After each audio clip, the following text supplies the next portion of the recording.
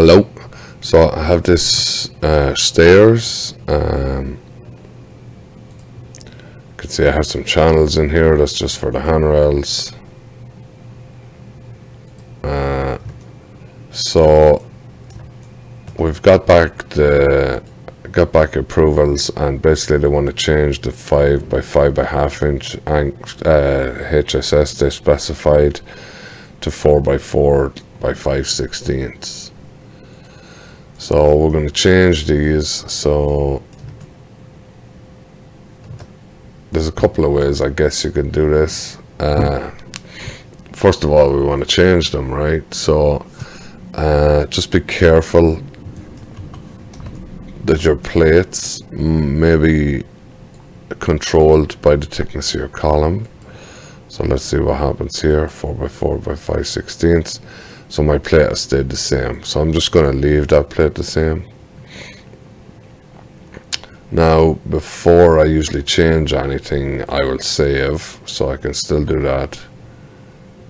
So I don't save as, because it messes up your attached drawing. So what I'll do is click on save as, but then I just come in here and copy my main file and then paste it and then rename it with that date. And then I know I can move forward and I can go back to this one if I have to.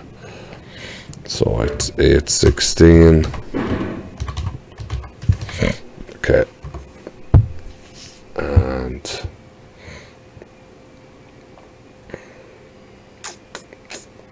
okay, so now cancel out that because I've already copied that. And now I'm going to match properties of this column to this column to this column.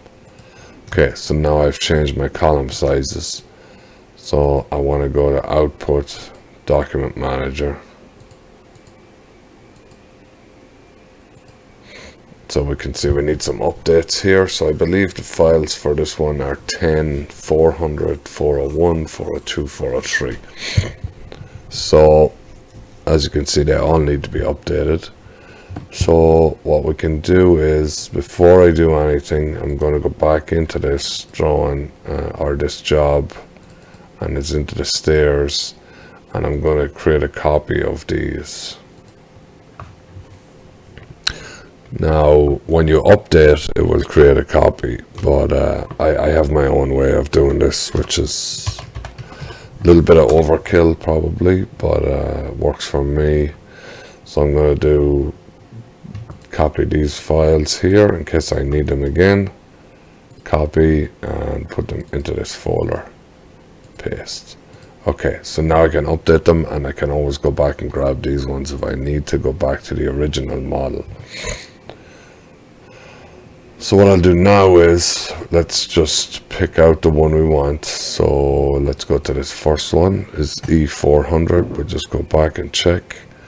This one is E400. So what we'll do is we'll create a revision on this. So now what you could do with this is you could just update it if you want. And then I could just put in the clouds manually, which sometimes works better because it doesn't put in too many things. So what I could do is just do this, right? Just click on this detail, labels, update detail.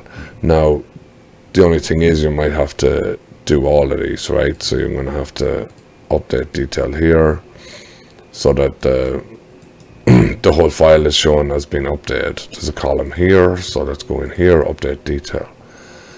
Now you can see once you get your system down pretty well that, you know, your labels don't move around too much. At the start I used to be furious with the software, and only to discover that it was my own issues really that was causing it.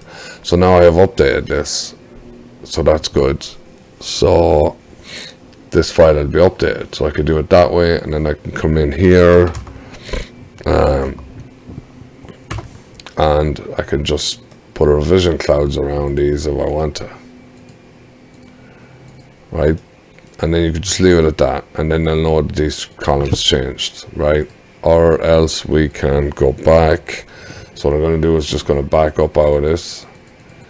So it's going to back up out of all my changes, so I'm good there. I'm going to close this, and I'll also do no to save. Okay, Now I'm going to go back into output, documents, and I believe this was already revision 1, right? So I'm going to have to go to revision 2, right? So this is 1 and revision 2. So we'll just pick this one file for now.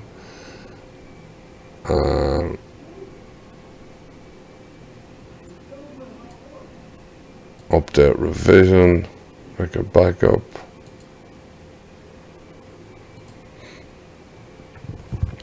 To order AM, and the date's good, and description,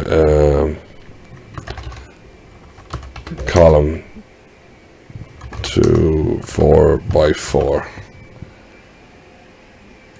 I guess I'll put it all in HSS 4x4 by 5/16. No, I'll leave out 5/16 and we'll do OK.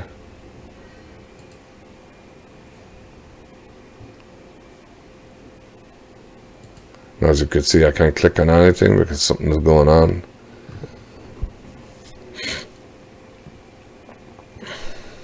And just give it a second. It's going through those 5 details up to date, so you can see it has updated with the revision.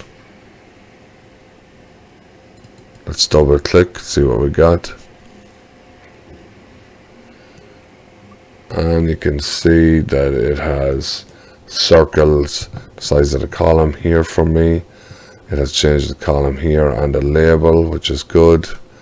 And here, but it's a lot, right? It's sometimes I feel like it's too much, but it's not too bad here. Like this here is a little crazy. I didn't change anything here, so I'm not sure why that changed. And you can't delete these. If you delete them and then do update,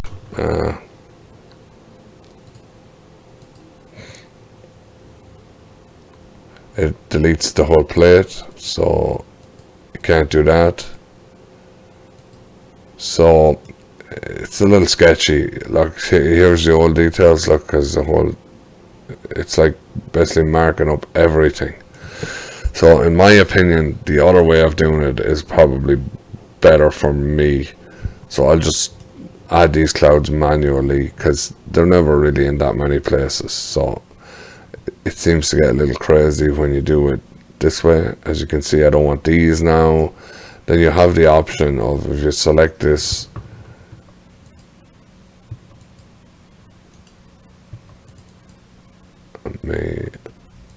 if I come in here and check revision mark, so if I come in here, you can come in here and turn these off, right? Or if you want to come up here, and you should be able to turn them all off.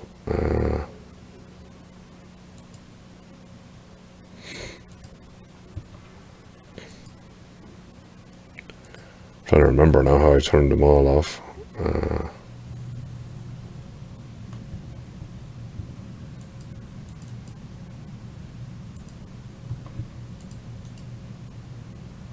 Select similar, advanced properties.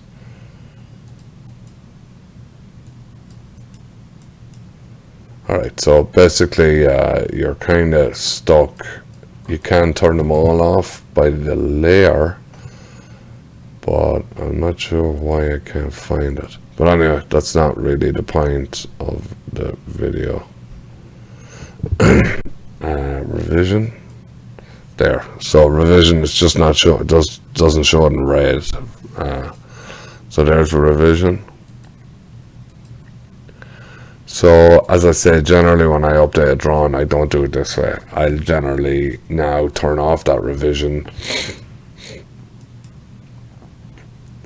And we'll come up here and I'll just put in the clouds myself manually, and that's it. Alright, I hope that helps you with revisions. They're not really great. I don't feel like they work brilliantly, but I'll just put some clouds here and I'll put a label in. I'll just put in a label in. Now I'm just actually looking. I've already redesigned the stairs So I should really have had that as revision 3, so I'll fix that in a minute. Alright, I hope that helps. Bye.